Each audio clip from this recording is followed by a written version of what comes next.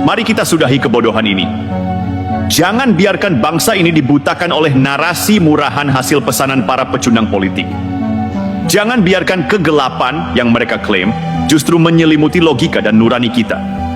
Kalau memang Indonesia gelap, kenapa mereka begitu takut dengan data, takut dengan pembangunan, takut dengan pemerintahan yang bekerja?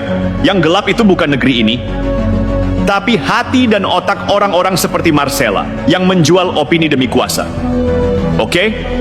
Sekarang kita masuk ke bab selanjutnya dari kegilaan yang direkayasa. Serangan sistematis terhadap Kejaksaan Agung Republik Indonesia. Dan jangan pura-pura kaget, karena semua ini bukan kebetulan. Ini bagian dari grand skenario. Polanya sama, ketika satu institusi negara mulai menunjukkan taring, membersihkan kebusukan, dan menggusur zona nyaman para maling berdasi, mereka panik, mereka mengamuk, mereka main narasi. Dan siapa yang paling depan dalam mengompori serangan ini? Tentu saja, Marcella Santoso dan kawan-kawan dari geng Indonesia Gelap tadi. Karena Kejagung bukan lagi kantor tua yang diam-diam baik. Di bawah pimpinan saat ini, Kejagung bergerak cepat dan brutal menangkap para pelaku korupsi kelas kakap. Kasus Jiwasraya, Asabri, BTS Kominfo, Timah, hingga terbaru, korupsi di PLN, BUMN Energi, mafia minyak goreng, sampai tumpukan duit haram di lingkungan kampus dan Pemda. Bayangkan, triliunan uang rakyat yang selama ini aman di kantong oknum, mulai disita. Ini bukan cuma bikin stres, tapi juga bikin dendam. Mereka dendam karena Kejagung tidak bisa diajak kompromi. Mereka marah karena Kejagung menyeret nama-nama yang sebelumnya untouchable. Maka apa yang terjadi? Mereka mulai bangun narasi. Kejagung dipolitisasi. Kejagung tebang pilih. Kejagung alat kekuasaan.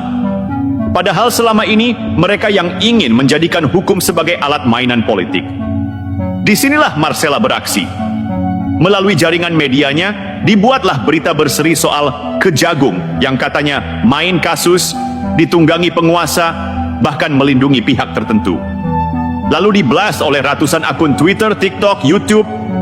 Rata-rata akun ini menggunakan narasi emosional, penuh kebencian terhadap Jokowi dan Gibran, lalu menyelipkan pesan bahwa Kejagung tidak netral. Padahal semua ini hanyalah damage control dari kubu koruptor. Tujuannya? Bukan sekadar menjatuhkan Kejagung, tapi melemahkan legitimasi lembaga hukum negara. Karena kalau Kejagung tumbang, mereka selamat. Nah, ini yang menarik.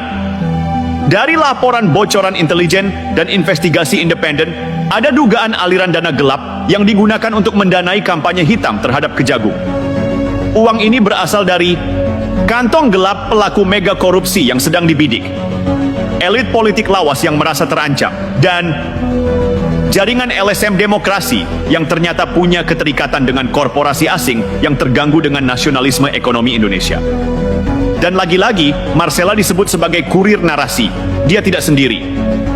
Tapi dialah yang menyusun jembatan antara uang kotor, jaringan digital, dan media pencitraan. Setelah Kejagung diserang, mereka tidak berhenti di situ. Mereka mulai mengaitkan Kejagung dengan dinasti, menyudutkan Gibran, bahkan menyalahkan Jokowi seolah semua penegakan hukum ini pesanan kekuasaan. Luar biasa bukan? Bayangkan, orang yang korupsi ditangkap, malah yang dituduh rezimnya. Penjahat bertransformasi jadi korban.